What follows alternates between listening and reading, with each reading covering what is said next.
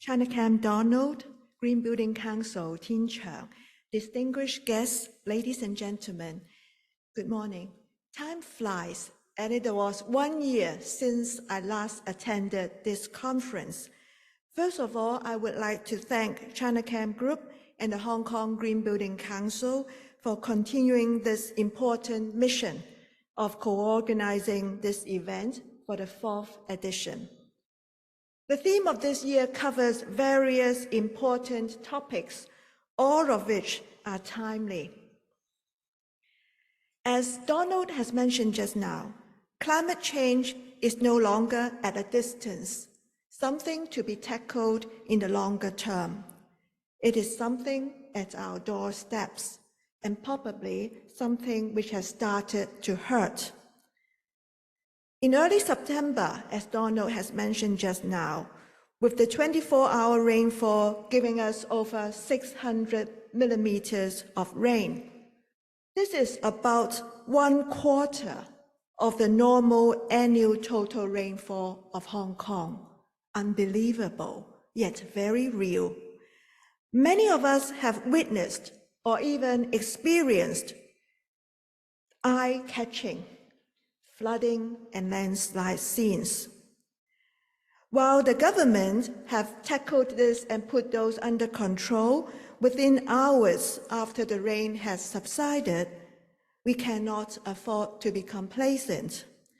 And that is why we are committed to implementing expeditiously enhanced preventive measures, including $8 billion worth of drainage improvement projects covering areas hard hit by the recent severe floods.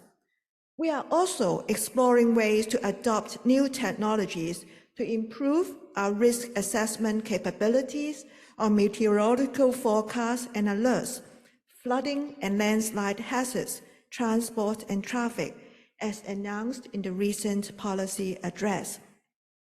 The government will continue to actively combat climate change and reduce carbon emissions through smart, green, and resilient design strategies. As also stated in the policy address, the government has published the action agenda for the Northern Metropolis, which is a major source of Hong Kong's future land and housing supply, providing some 3,000 hectares of new development land and over 500,000 new housing flats. The Northern Metropolis, as one of our mega new developments, will be a sustainable carbon neutral community, helping Hong Kong meet the target of carbon neutrality before 2050. The new development areas therein will adopt resilient designs capable of meeting the challenges of climate change and extreme weather and assuring public safety. In particular, we will adopt smart, green, and resilient city strategy and formulate measures in 3 aspects, namely planning and urban design, infrastructure, and smart mobility.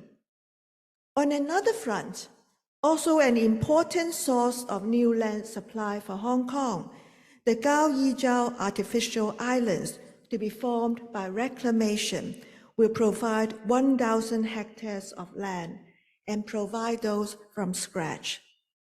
The projects will provide us with a clean page to try out and think bold on livable, smart, green, and resilient development strategies. We will also reduce carbon emissions through the adoption of green energy and advanced food waste treatment technology. And I'm so glad that our various professional institutes are already putting their heads together as to how to think bold and to introduce the new strategies for the newly reclaimed land. Energy saving and green building is one of the 4 major decarbonization strategies and measures leading Hong Kong towards the goal of carbon neutrality. Green building practices will be more and more important in improving our built environment. To lead by example, the government has been striving to enhance the performance of green government buildings. In March this year, the Development Bureau and the Environment and Ecology Bureau have jointly updated our circular of green government buildings to upgrade our targets, which include raising the targets for the use of renewable energy in all of our new schools and educational buildings to further promote the use of renewable energy. And second, providing and improving food waste collection service and treatment facilities. And thirdly, equipping EV charging facilities in all parking spaces in new government buildings to promote the wider use of environmental-friendly vehicles. In September this year, our Buildings Department promulgated the performance-based gross floor area concession mechanism to require new private buildings to achieve a specific rating, specifically the anticipated gold rating, the top tier, under the BEAM Plus, in order to apply for GFA concessions for green and amenity features. If a project can only achieve silver or bronze rating, they still have a chance, but one or two specific standards on quality building environment must be complied with.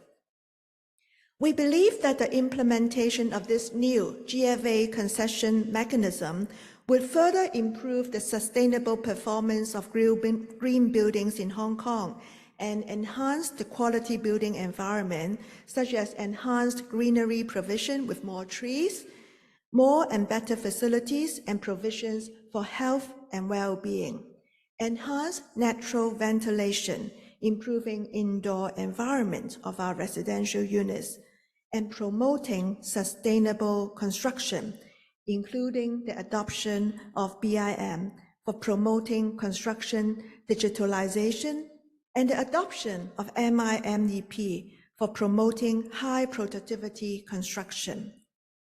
As stipulated in the policy address, the government, through the Environment and Ecology Bureau, will consult the trade this year on the proposal of amending the Buildings Energy Efficiency Ordinance, including extending the scope of regulation to more types of buildings, mandating the disclosure of information in energy audit reports, and shortening the interval of energy audit. Our target is to commence the legislative exercise next year. And of course, when we talk about sustainable building works, we must cover modular integrated construction as one of the innovative high productivity construction methodologies. As Donald has mentioned just now, MIC can uplift work efficiency by reducing site work processes, site labor and construction period. It can also enhance sustainability and improve site safety.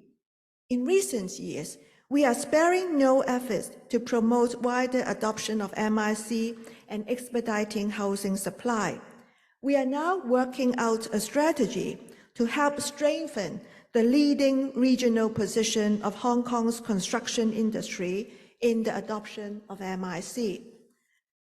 On this front, I'm glad to know that Chinachem has shared with us the latest progress of its first high-rise MIC private residential development at Tong Kin Street. It is also very encouraging that another sizable high-rise MIC private residential project at Dong Chung is under planning. This new development, as Donald has mentioned just now, will be more than 40-story high and will be the tallest MIC residential development in Hong Kong, thanks to Chinachem's effort on spearheading this adoption of high-rise MIC building. And I hope we can look forward to more to come from our other developers. Ladies and gentlemen, let us continue to work across disciplines collaboratively and embrace more new ideas and innovative technologies to ensure sustainability in our built environment. I believe that today's conference will be full of sparkling ideas and shining examples. We have to learn and work together for the brighter future of Hong Kong and for our future generations. And I wish you all a fruitful and successful conference today. Thank you.